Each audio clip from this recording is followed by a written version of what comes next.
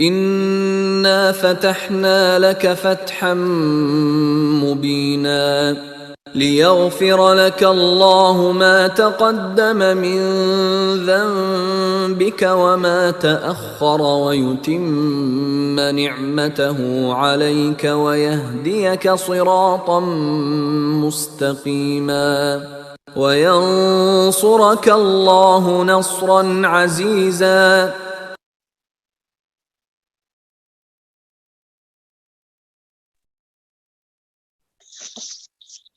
السلام علیکم ورحمۃ اللہ وبرکاتہ. نحمدہ و نصلی علی رسولہ الکریم. فاعوذ باللہ من الشیطان الرجیم. بسم اللہ الرحمن الرحیم. رب اشرح لی صدری ویسر لی امری واحلل عقدۃ من لسانی یفقہوا قولی. انشاءاللہ ہم سورہ فتح پڑھیں گے. ابھی ہم نے سورہ محمد صلی اللہ علیہ وسلم پڑھی، جس میں جنگ کے لیے کس طرح سے تیاریاں ہوں اس کے بارے میں ہم نے پڑھا. صحابہ کرام کو اور ایمان والوں کو کیسی ٹریننگ دی جا رہی ہے. اب سورہ فتح میں ہم دیکھیں گے کہ اس کا پریکٹیکل شکل ایک آیا ہے جہاں پر صحابہ کرام اور مومنوں کی جانچ ہو گئی ہے. انشاءاللہ اس سورہ کے پہلے ہم صلح حدیبیہ کے بارے میں جانیں گے، اسی کے بیس پہ یہ پوری سورہ ہے. اور اس سورہ کا نام جو ہے اسی کے پہلے ہی آیت سے لیا گیا ہے. اس کا نزول جو ہے ہجری 6 میں ہوا تھا اور یہ مدنی سورہ ہے، ہجرت کے بعد نازل ہوئی ہے. اور یہ اس وقت ہوا تھا جب آپ کفار مکہ سے صلح حدیبیہ کا معاہدہ کرنے کے بعد مدینہ منورہ کی طرف واپس تشریف لے جا رہے تھے جب یہ سورہ نازل ہوئی تھی. تو صلح حدیبیہ جو ہے بہت بڑا ہی واقعہ ہے اسلام کا، اور اس کو بہت تفصیل سے مولانا مودودی نے اپنے اس کے دیباچے میں لکھا ہے. لیکن ہمارے پاس بہت زیادہ وقت نہیں ہے، اس لیے اس کو میں بہت شارٹ کر کے آپ لوگوں کو بتاتی ہوں. آپ صلی اللہ علیہ وسلم نے خواب دیکھا جب وہ مدینے میں تھے کہ آپ اپنے اصحاب کے ساتھ مکہ معظمہ تشریف لے گئے ہیں اور وہاں عمرہ ادا کر رہے ہیں. پیغمبر کا خواب ظاہر ہے کہ وہ سچا ہوتا ہے اور وہ ایک طرح سے وحی ہوتی ہے. تو آپ نے اس خواب کو اپنے صحابہ کرام سے بھی بتایا، اور سب لوگ بہت دنوں سے چونکہ مکہ معظمہ نہیں گئے تھے اور بہت شدید خواہش تھی کہ وہاں جائیں اور عمرہ کریں. تو انہوں نے جو قریش مکہ تھے ان لوگوں کے راستے کو روک رکھا تھا. آپ صلی اللہ علیہ وسلم لگ بھگ 1400 صحابہ کرام اور آس پاس کے جو مسلمان تھے مدینے کے دیہات کے لوگوں کو بھی لے کے آپ صلی اللہ علیہ وسلم خانہ کعبہ کے زیارت کے لیے سفر کرتے ہیں. تو ایسے تو عرب والے جو 4 مہینے حرمت والے تھے اس میں وہ لڑائی بند کر دیتے تھے کہ لوگوں کو کعبہ تک یعنی مکہ جانے میں کوئی دقت پیش نہ آئے، اور آنے اور جانے دونوں راستے جو ہیں وہ امن سے رہیں اور اطمینان کے ساتھ لوگ کعبے کی زیارت کر سکیں. تو ذیقعد 6 ہجری میں حضرت صلی اللہ علیہ وسلم نے کعبے کی زیارت کا ارادہ فرمایا، اور وہ 1400 لوگ جو ساتھ چلے اور مدینہ سے جاتے ہوئے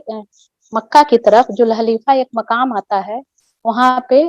رک کے انہوں نے جو بھی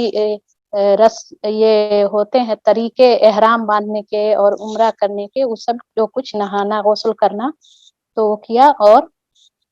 وہاں سے پھر آپ صلی اللہ علیہ وسلم نے ایک اپنے یہ صحابہ میں سے بھیجا کہ جا کر قریش کے ارادوں کی خبر لے آئیں کہ وہ کیا مطلب جب وہ لوگ خبر رکھتے ہیں کہ وہ لوگ نکل چکے ہیں جیسے جاسوس کے طور پر. اور وہاں پہ جب وہ آئے تو انہوں نے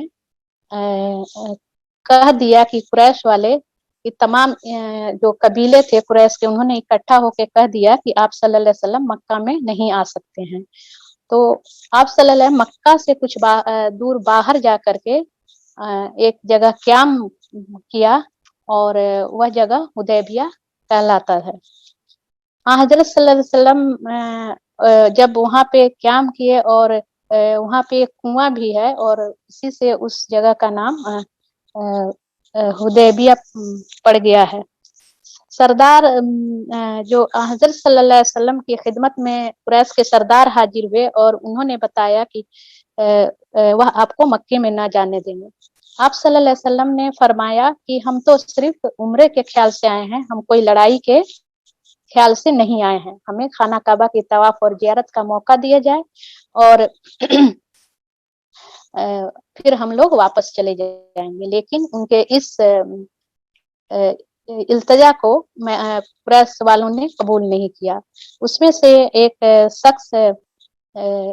जो थे उन्होंने कुरैश की तरफ से आए और उन्होंने कहा कि कोई ऐसी बातचीत हो, उनका उर्वा उर्वा बिन मसूद सकफी बताया जाता है, लेकिन कोई मामला तय नहीं हुआ। फिर कुरैश का एक दस्ते ने मुसलमानों पर हमला करने के लिए भेजा, लेकिन ये लोग गिरफ्तार कर लिए गए और हजरत सल्लल्लाहु अलैहि वसल्लम ने अपनी मेहरबानी से उनको माफ कर दिया। फिर यह तय पाया कि सुलह की बातचीत की जाए और आप सल्लल्लाहु अलैहि वसल्लम की तरफ से उस्मान गनी रज़ियल्लाहु ताला अन्हो कुरैश से बातचीत के लिए जाते हैं। और अब जब वहां जाते हैं तो कोई बातचीत नहीं हो पाती है, बल्कि वह उस्मान गनी रज़ियल्लाहु ताला अन्हो को भी रोक लेते हैं। और इधर खबर मशहूर हो जाती है आप सल्लल्लाहु अलैहि वसल्लम सहाबा के बीच में कि नौजुबिल्लाह उस्मान रज़ियल्लाहु ताला अन्हु को कत्ल कर दिया गया, शहीद हो गए। और इस खबर से मुसलमान बेचैन हो जाते हैं और वो लोग उस्मान रज़ियल्लाहु ताला अन्हु के खून का बदला लेने के लिए ये इरादा करते हैं और यह कहकर एक बबूल के पेड़ के नीचे आप सल्लल्लाहु अलैहि वसल्लम से इस बात पर बैत ली जाती है कि हम मर जाएंगे लेकिन लड़ाई से मुंह न मोड़ेंगे और कुरैश से हजरत उस्मान रज़ियल्लाहु ताला अन्हु के खून का बदला ले लेंगे। इसी करार के साथ मुसलमानों के अंदर अजीब जोश पैदा होता है और एक शौक़े शहादत पैदा होता है। फिर कुफार से यानी जो कुरैश मक्का थे उनसे बदला लेने के लिए तैयार हो जाते हैं। इस बैत का नाम बैत रिजवान है। और उसके बाद से बातचीत तय पाती है, उधर से लोग आते हैं और पता चलता है कि उस्मान रज़ियल्लाहु ताला के कत्ल की इत्तला गलत थी। फिर सुहैल बिन उमर को अपना सफीर बना के आप सल्लल्लाहु अलैहि वसल्लम उधर से कुरैश मक्का की तरफ से भेजा जाता है कि वह सुलह के बारे में बातचीत करें। इनसे देर तक सुलह के बारे में बातचीत होती रही है और आखिरकार सुलह के जो कंडीशंस थे वो तय हो जाती है और यह एक ट्रीटी जो है, जो ट्रीटी ऑफ हुदैबिया है, वो लिखी जाती है और यह मुआहदा रसूल सल्लल्लाहु अलैहि वसल्लम की तरफ से होता है। जब आप सल्लल्लाहु अलैहि वसल्लम जब ये ट्रीटी लिखवाने लगते हैं तो उसमें लिखवाते हैं कि मोहम्मद सल्लल्लाहु अलैहि वसल्लम की तरफ से है, लेकिन जो कुरैश का आदमी था सुहैल बिन उमर, उसने कहा कि नहीं, हम लोग आपको रसूल नहीं मानते और आप इसको नहीं लिखवाइए। तो आप फिर अपना नाम मोहम्मद बिन अब्दुल्ला की तरफ से ये ट्रीटी है। इसमें 10 जो शराइत थे वो हैं, जैसे कि मैं यहाँ पे लिखे हुई हूँ कि इसमें जो शराइत थे उसमें लिखा गया था कि मुसलमान इस साल वापस चले जाएं, अगले साल आए और सिर्फ 3 दिन ठहर कर वापस चले जाएं, हथियार लगा कर ना आए, सिर्फ तलवार साथ रख सकते हैं मगर वह भी म्यान में रहेगी, बाहर नहीं निकाली जाएगी। मक्के में जो मुसलमान बाकी रह गए हैं उनमें से किसी को अपने साथ ना ले जाएंगे और कोई मुसलमान मक्के में वापस आना चाहे यानी मदीना से तो उसे भी ना रोकेंगे। काफिरों या मुसलमानों में से अगर कोई शख्स मदीना चला जाए तो उसे वापस कर दिया जाए, लेकिन अगर कोई मुसलमान मक्के में जाए तो वह वापस नहीं किया जाएगा। और कबीले जो कबाइल हैं अरब के, उनको अख्तियार होगा कि वह मुसलमानों या काफिरों में से जिसके साथ चाहे मुआहदा कर लें। यह मुआहदा 10 साल तक कायम रहेगा।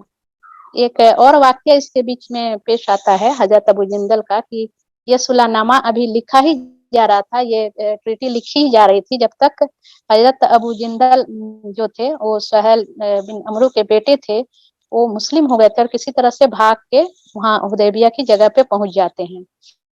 اور مسلمانوں کے ساتھ آ کر اپنا جو ان کو آپ بیتی ہوتی ہے ان پہ ظلم کی وہ بتاتے ہیں اور اپنے اسلام کے قبول کرنے کی بات بھی بتاتے ہیں کہ کیسے تکلیف ان کو دی جا رہی تھی، اور وہ ابو جندل رضی اللہ تعالیٰ عنہ آپ صلی اللہ علیہ وسلم سے درخواست کرتے ہیں کہ مجھے کافروں کے پنجے سے چھڑا کر اپنے ساتھ لے چلیے، لیکن چونکہ ٹریٹی سائن ہو گئی تھی کہ ابھی لکھی جا چکی تھی، ابھی سائن نہیں ہوتی لیکن لکھی جا چکی تھی کہ کوئی مسلمان اگر مکہ سے بھاگ کے مدینہ جائے یا مسلمانوں کے پاس آئے تو اس کو واپس کر دینا ہے، تو یہ ابھی صلح نامے کی بیس پہ ابو جندل کو آپ ساتھ نہیں لے جا سکتے ہیں۔ یہ تھا صلح حدیبیہ مختصر طور سے، اور اس میں بہت اچھے سے دیا ہوا ہے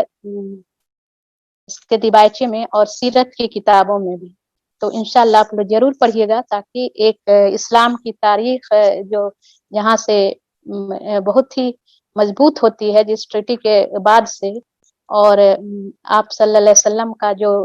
کردار اور آپ کے صحابہ کا جو کردار ہے اس میں بہترین طریقے سے ابھر کے آتا ہے۔ شروع کرتے ہیں۔ یہ سورہ فتح جو ہے مدنی ہے، آیت 29 ہے اور رکوع 4 ہے۔ بسم اللہ الرحمن الرحیم، اے نبی صلی اللہ علیہ وسلم ہم نے تم کو کھلی فتح عطا کر دی۔ حقیقت میں جو صلح حدیبیہ تھی اس کو اللہ تعالیٰ نے بہت بڑی فتح اس کو بتایا تھا، اور یہاں پہ اسی بات کا ذکر کر رہے ہیں کہ ہم نے بہت بڑی فتح عطا کر دی۔ حالانکہ وہ لوگ ظاہری طور پہ آئے تھے عمرہ کرنے کے لیے اور عمرہ کیے بغیر واپس جا رہے تھے، پھر بھی اللہ تعالیٰ کہہ رہے ہیں کہ یہ فتح ہے، اور بعض صحابہ لوگ بھی اس میں کہنے لگے کہ یہ کیسے فتح ہو سکتی ہے، تو اللہ ہی بہتر جانتا ہے کہ یہ کیسے فتح ہے، جیسا کہ آگے بھی آئے گا، اور یہاں پہ یہ ہے کہ بہت بڑی فتح ہے کہ اس لیے کہ تم مشرکوں کے گھر پہنچے، یعنی جو ان کے دوست تھے، جہاں سے دشمن تھے نکالے گئے تھے، وہاں پہنچے اور انہوں نے آئندہ سال عمرہ کرنے کی درخواست کر کے تمہیں واپس جانے دیا، اور تم راضی ہوئے اور کوئی خون و خرابہ نہیں ہوا اور جنگ نہیں ہوئی، حالانکہ تمہارے لیے جیسا کچھ وہ اپنے دل میں بغض رکھتے تھے، وہ چاہتے تھے تو وہ تم پر ہتھیار اٹھا سکتے تھے، لیکن اللہ نے تم لوگوں کو ان سے بچا لیا۔ یہ بہت بڑی فتح اسی معنی میں ہے۔ اللہ تمہاری اگلی پچھلی ہر کوتاہیوں سے درگزر فرمائے، اگر تم پر اپنی نعمت کی تکمیل کر دے اور تمہیں سیدھا راستہ دکھائے۔ نعمت کی تکمیل سے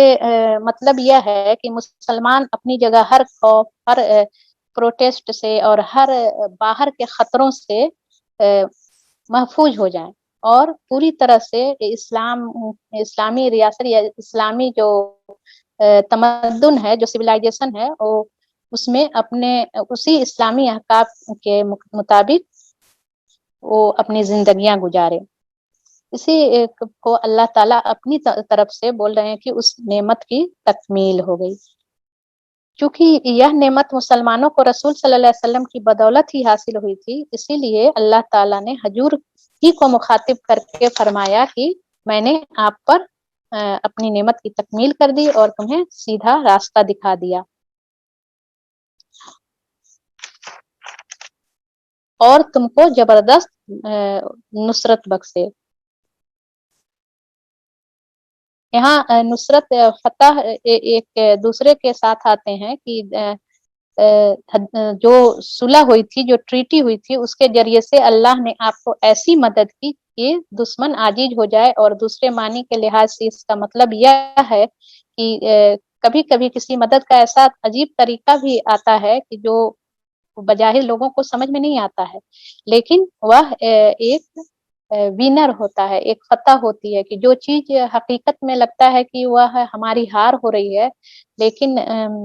वह जीतती है। हम आम इंसान भी इस बात को नहीं समझ पाते हैं कि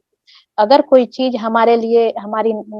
लिए मुश्किल होती है, परेशानी होती है, मुसीबत होती है, तो हम घबरा के उसको समझते हैं कि यह हमारे लिए बहुत ही बुरा हो रहा है, लेकिन अल्लाह ही बेहतर जानता है कि उसके पीछे हमारे लिए क्या खैर है। इसलिए अल्लाह ताला की तरफ से आई हुई हर मुश्किल, परेशानी या बीमारी या आजमाइश को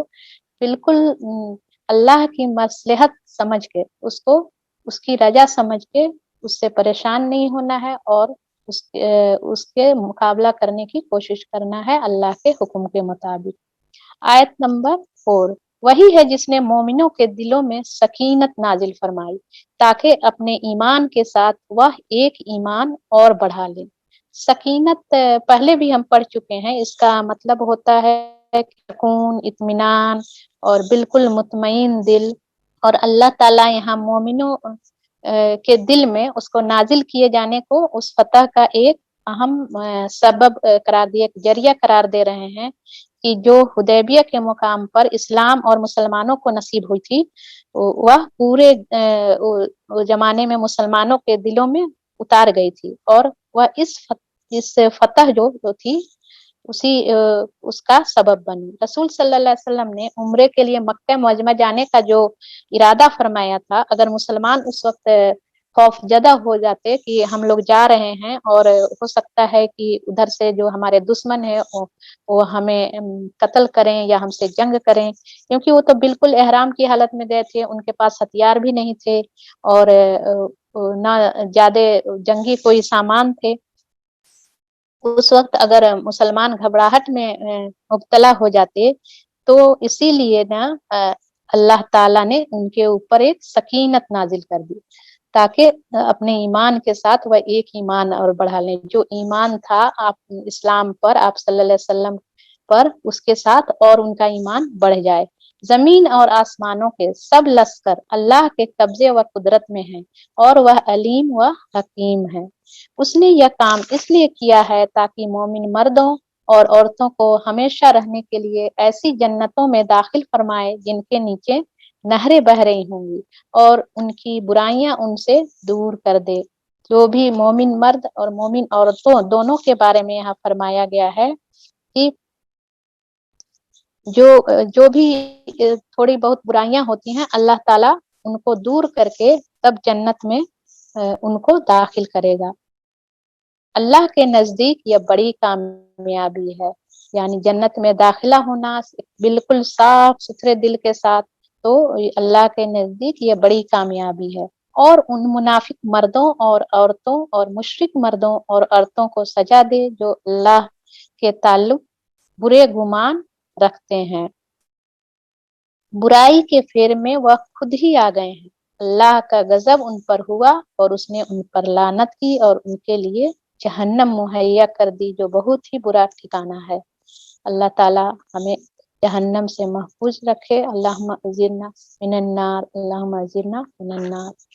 आयत नंबर 7, जमीन और आसमानों के लश्कर अल्लाह ही के कब्जे वह कुदरत में है और वह जबरदस्त और हकीम है। बार बार लश्कर का यहाँ जिक्र आ रहा है, यानी यहाँ मदद है, अल्लाह के लश्कर से हुक्म मुराद मदद है। ऐ नबी सल्लल्लाहु अलैहि वसल्लम, हमने तुमको शहादत देने वाला, बिशारत देने वाला और खबरदार करने वाला बनाकर भेजा है। आप सल्लल्लाहु अलैहि वसल्लम के बेस्ट का मकसद यहाँ 3 बताया जा रहा, ताकि ऐ लोगों तुम अल्लाह और उसके रसूल पर ईमान लाओ और उसका साथ दो, उसकी ताजीम व तौकीर करो, सुबह व शाम उसकी तस्बीह करते रहो। यहाँ तस्बीह से मुराद आगे यह है, जब भी तस्बीह औकात के साथ आती है तो उस को एक इशारा होता है कि कहने का कि जैसे कि फलां शहर पूरब से पश्चिम की तरफ फैला हुआ है, तो इसका यह मतलब नहीं होता है कि सिर्फ पूरब से पश्चिम है, बल्कि उसका यह मतलब होता है कि सारी दुनिया में उसका चर्चा हो रहा है। आयत नंबर 10, ऐ नबी सल्लल्लाहु अलैहि वसल्लम, जो तुम लोग جو لوگ تم سے بیعت کر رہے تھے وہ دراصل اللہ سے بیعت کر رہے تھے، ان کے ہاتھ پر اللہ کا ہاتھ تھا۔ یہ بیعت رضوان کی طرف اشارہ ہے کہ جب آپ صلی اللہ علیہ وسلم عثمان غنی رضی اللہ تعالیٰ عنہ کے قتل کی جو خبر سن کے انہوں نے جنگ کرنے کا ارادہ کیا، تو آپ صحابہ لوگوں سے انہوں نے بیعت کیا۔ تو یہاں پہ دراصل فرمایا جا رہا کہ آپ صلی اللہ علیہ وسلم کے ہاتھ پہ بیعت نہیں کیا جا رہا، بلکہ اللہ کے ہاتھ پہ بیعت کیا جا رہا، چونکہ وہ اللہ کے رسول تھے اور اللہ ہی کے طرف سے نازل کی ہوئی وحی کے مطابق ہی وہ سب کام کرتے تھے، اس لیے یہاں بتایا جا رہا کہ اللہ کا ہاتھ ہے جس پہ بیعت کیا جا رہا ہے۔ اب جو اس عہد کو توڑے گا اس کی عہد شکنی کا وبال اس کی اپنی ہی ذات پر ہوگا، اور جو اس عہد کو وفا کرے گا جو اس نے اللہ سے کیا ہے، اللہ عنقریب اس کو بڑا اجر فرمائے گا۔ یعنی جو وعدے کو پورا کرے گا، جو توڑے گا اس کا توڑنے کا وبال اس پہ ہو، اور جو اس کو پورا کرے گا اس نے اللہ سے کیے ہوئے وعدے کو پورا کیا اور اس پر بڑا اجر اللہ تعالی فرمائے گا۔ اے نبی صلی اللہ علیہ وسلم، بدوی عربوں میں سے جو لوگ پیچھے چھوڑ دیے گئے تھے اب وہ آ کر ضرور تم سے کہیں گے کہ ہمیں اپنے اموال اور بال بچوں کی فکر نے مشغول کر رکھا تھا، آپ ہمارے لیے مغفرت کی دعا فرمائیں۔ جب اعلان ہوا تھا جب عمرے پر جانے کا، تو آپ صلی اللہ علیہ وسلم کو کہیں نہ کہیں ایک دل میں خدشہ سا کہ ہو سکتا ہے کہ قریش مکہ جنگ کے لیے بھی آئیں، تو انہوں نے چاروں طرف اعلان فرما دیا تھا آس پاس کے قبیلوں دیہاتوں میں کہ سب لوگ چلیں۔ تو جو لوگ نہیں جا پائے تھے ان لوگوں کے بارے میں جب آپ صلی اللہ علیہ وسلم لوٹ کے لائیں تو وہ کہہ رہے ہیں، اور یہی بات ہم نے سورۃ توبہ میں جنگ تبوک سے لوٹ کے آنے پر ان لوگوں کے بہانے کی طرح سے پڑھ کے آئے ہیں، اسی طرح سے یہاں بھی یہ بات فرمائی جا رہی ہے کہ یہ کیسے اپنا عذر بیان کر رہے ہیں۔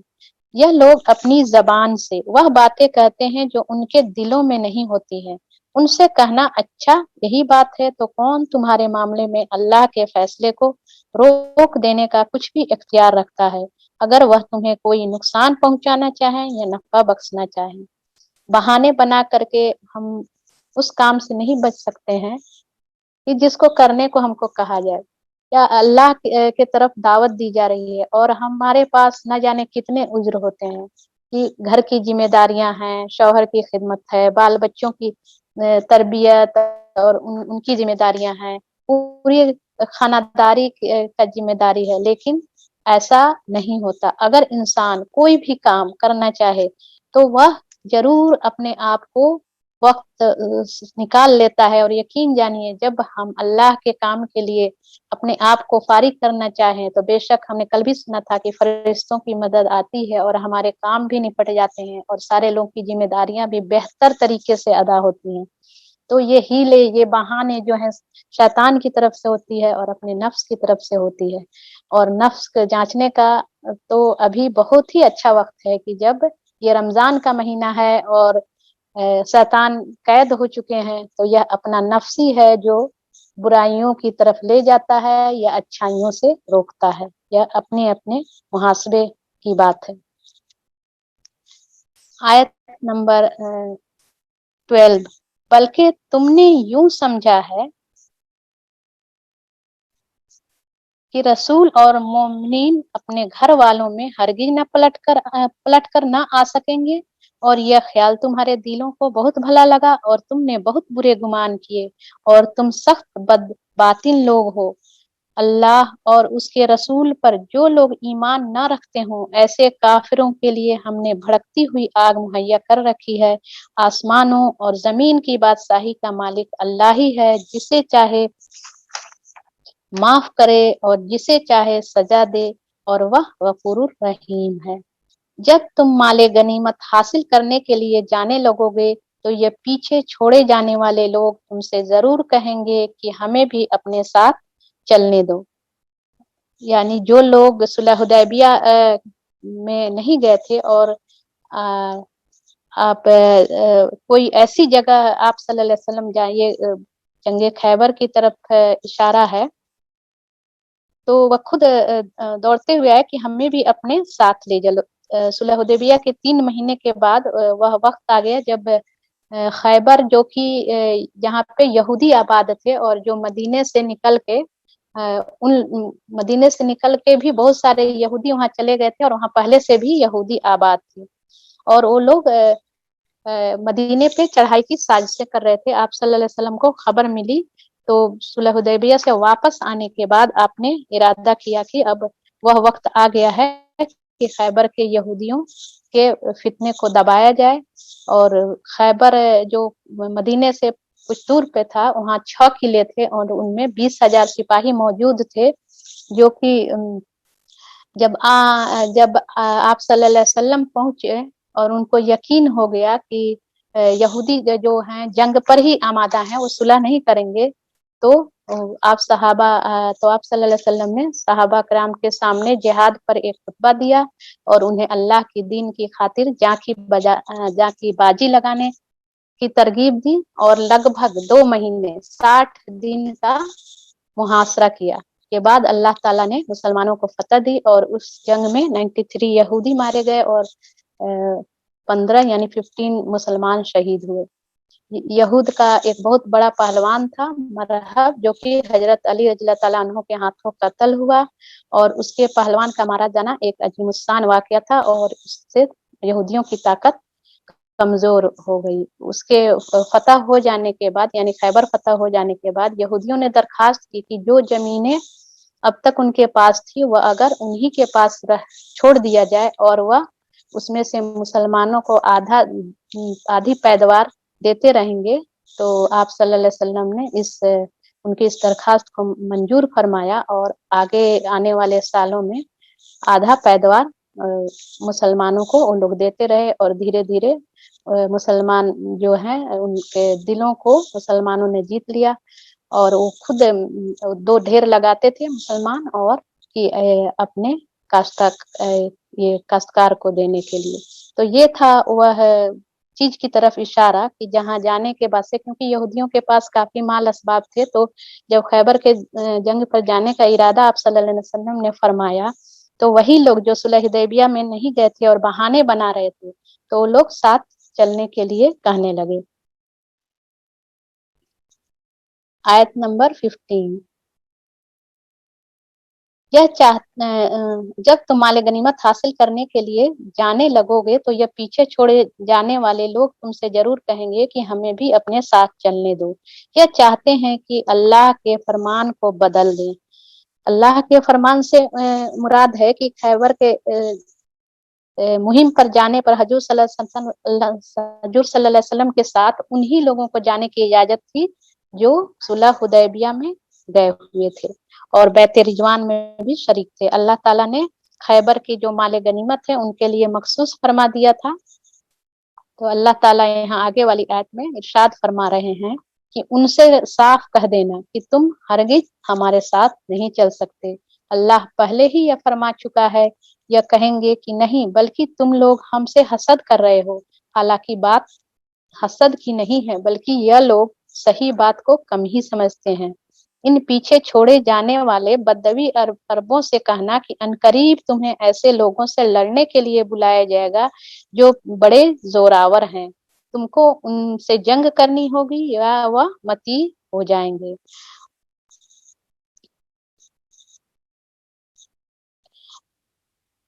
उस वक्त अगर तुमने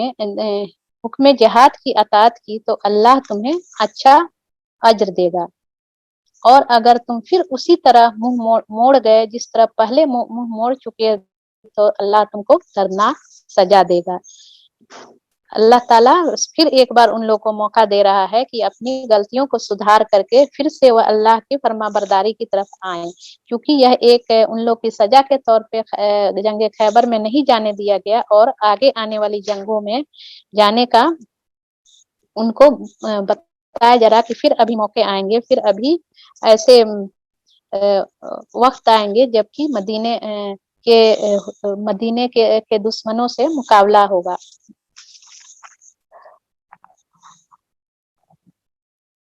आयत नंबर 17, अगर अंधा और लंगड़ा और मरीज जिहाद के लिए न आए तो कोई हर्ज नहीं। जिहाद हमेशा से हर मुसलमान पे फर्ज है कि जब भी दीन के लिए उनको पुकारा जाए और दुश्मनों से मुकाबला करने के लिए, दीन को गालिब करने के लिए, तो उसमें किन किन लोगों को फुर्सत दी गई है? अंधा, लंगड़ा और मरीज जिहाद के लिए न आए तो कोई हर्ज नहीं है। जो कोई अल्लाह और उसके रसूल की अताअत करेगा, अल्लाह उसे उन जन्नतों में दाखिल करेगा जिनके नीचे नहरें बह रही होंगी, और जो मुंह फेरेगा उसे वह दर्दनाक अजाब देगा। आयत नंबर 18, अल्लाह मोमिनों से खुश हो गया जब वह दरख्त के नीचे तुमसे बैत कर रहे थे। यह यहाँ फिर उसी बैत का जिक्र है जो हुदैबिया के मुकाम पर साहबा कराम से ली गई थी। इस बैत को बैत रिजवान कहते हैं, क्योंकि अल्लाह ताला ने इस आयत में यह खुशखबरी सुनाई है कि वह उन लोगों से राजी हो गया। अल्लाह ताला जब राजी हो जाए तो किसी मोमिन के लिए सबसे ज्यादा खुशी की बात क्या हो सकती है कि हम भी अपने रब को मना लें। किस तरह से राजी कर लें? रमजान की रातों में रोकर, गिड़गिड़ा कर, अपने आंसू बहा के, दुआएं मांग के, अपने खताओं की माफी मांग के हमें भी अल्लाह ताला हमसे भी राजी हो जाए, क्योंकि यह मौका बहुत बेहतर है और अल्लाह ताला बेशक माफ करने वाला है, और बेशक वह माफ करने वालों को भी पसंद फरमाता है। अल्लाह ताला हम सब से राजी हो जाए।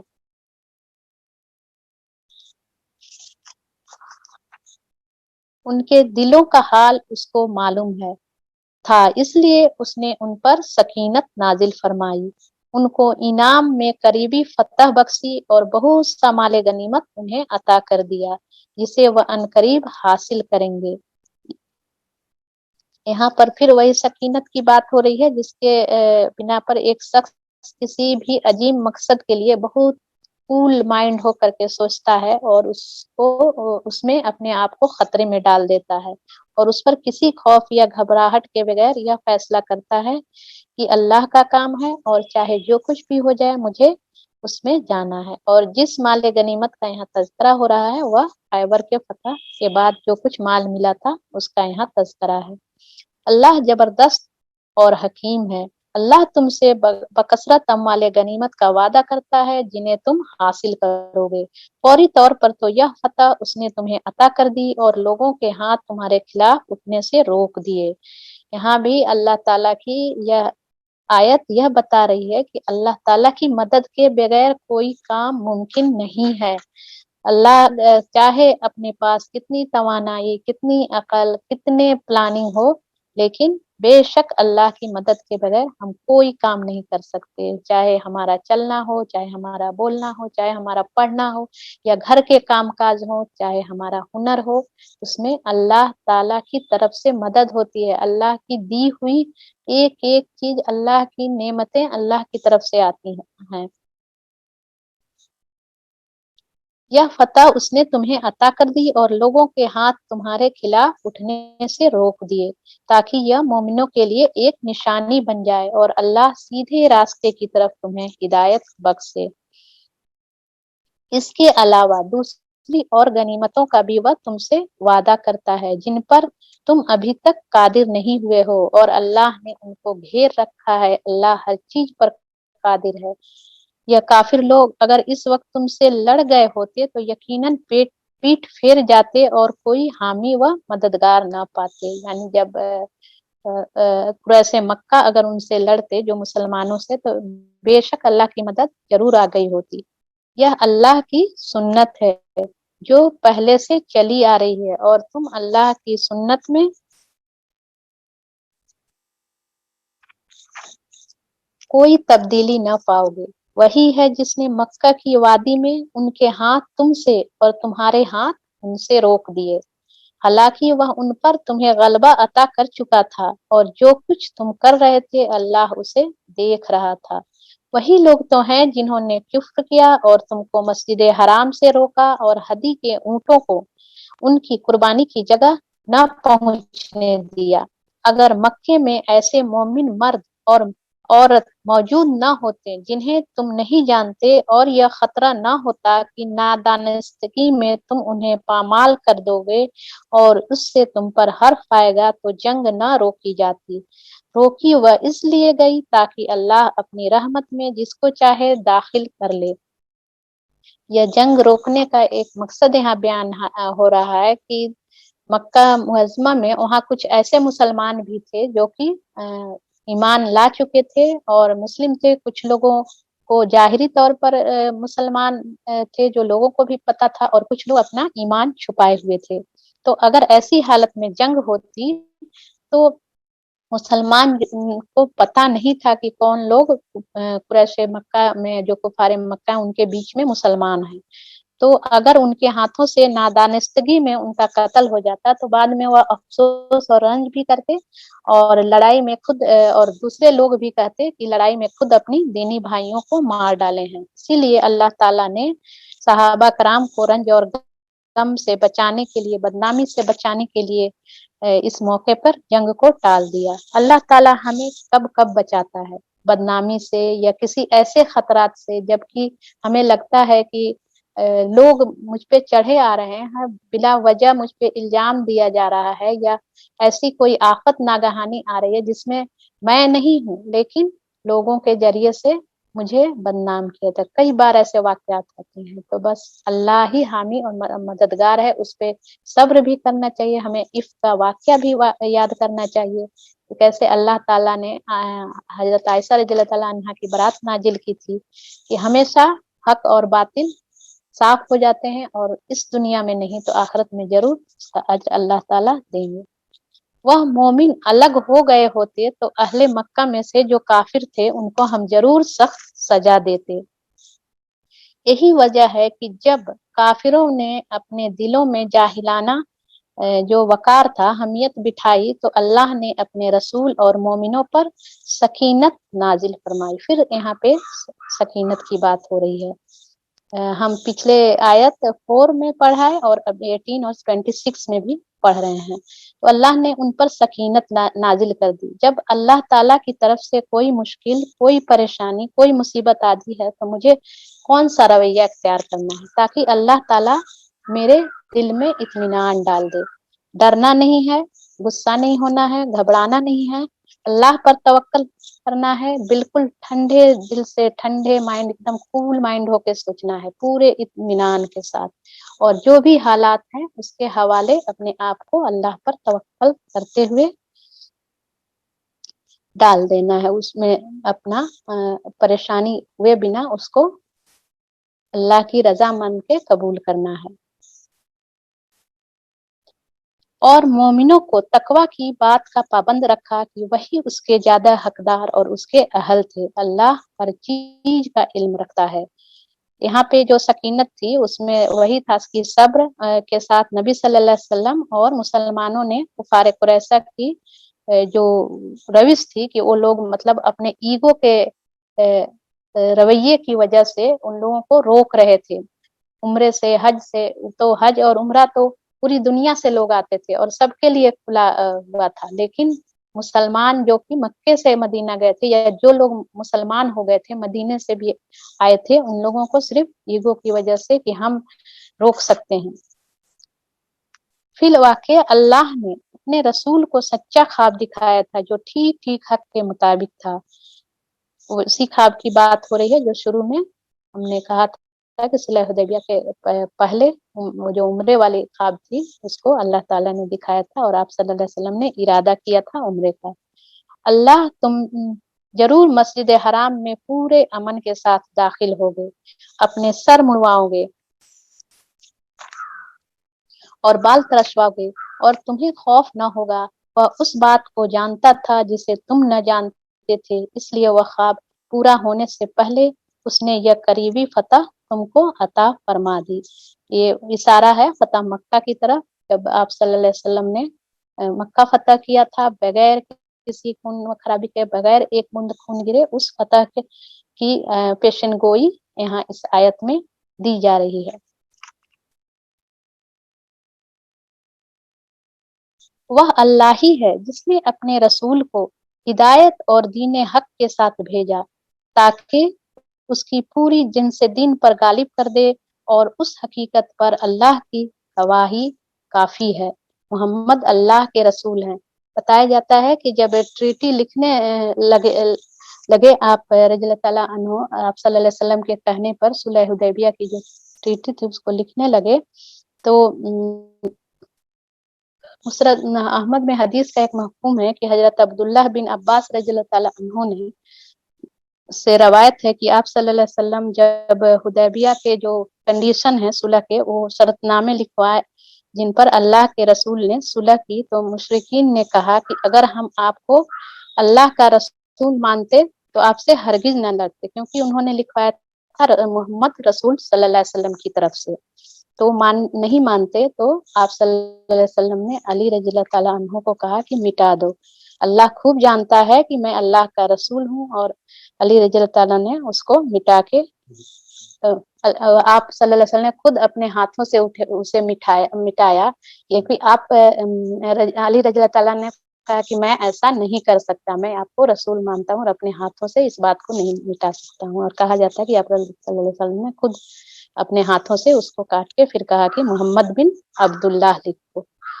आप सल्लल्लाहु अलैहि वसल्लम इतने बड़े नबी थे, लेकिन जहाँ पे इस्लाम का फायदा था, जहाँ पे मुसलमानों को दब के भी सुलह करना पड़ रहा था, लेकिन आप सल्लल्लाहु अलैहि वसल्लम अपनी हिकमत और अपने दूर अंदेशी के बदौलत उन्होंने ये काम किया। उन्होंने ये नहीं किया कि